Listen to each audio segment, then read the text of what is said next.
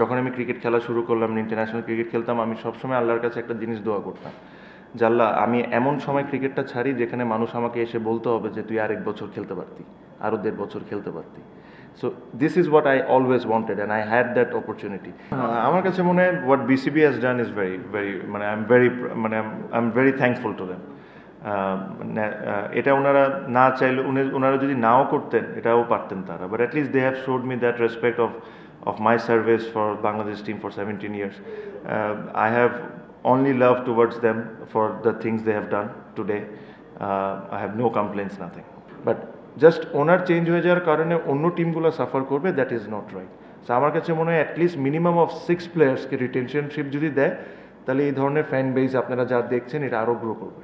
রাজনীতিতে না, এখন তো আমি রিটায়ার্ড, যদি আসিও তাহলে এখন ওই আলোচনাটা হবে না, বাট আল্লাহর রহমতে এরকম কোনো প্ল্যান নেই ভাই। চিটগং নেন না তো আমাকে, আমি কি করব বলে।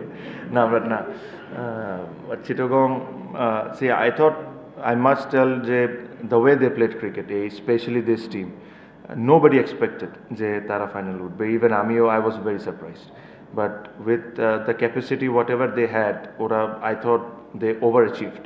ওরা ফাইনাল খেলাটা was an over achievement, that's a compliment, that's not anything bad, but I thought they should be extremely proud of what they have achieved. Finally, it's a game, it can go anyway.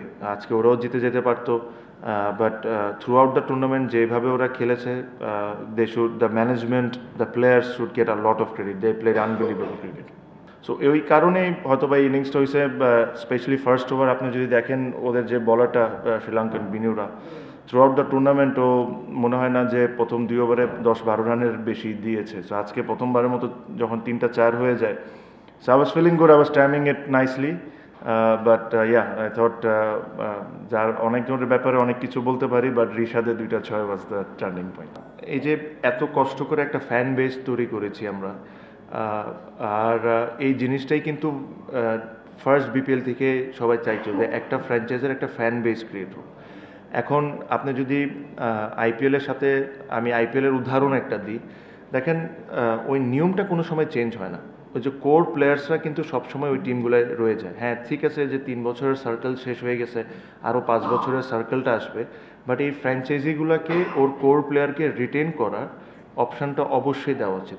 Written যদি আপনি একটা করেন, তাহলে তো আপনার পুরা এতদিন ধরে যে জিনিসটা আপনি গড়ে তুলেছেন, পুরো জিনিসটা নষ্ট হয়ে যাবে। অ্যাটলিস্ট যদি 5টা 6টা বা 4টা, মিনিমাম অফ 4 যদি রিটেন করার সুযোগটা দেয়, তাহলে হবে কি, ওই যে ফ্যান বেসটা তৈরি হয়েছে এটা আরও গ্রো করবে, প্লেয়াররাও ওই ফ্র্যাঞ্চাইজিতে খেলতে কমফোর্টেবল ফিল করে।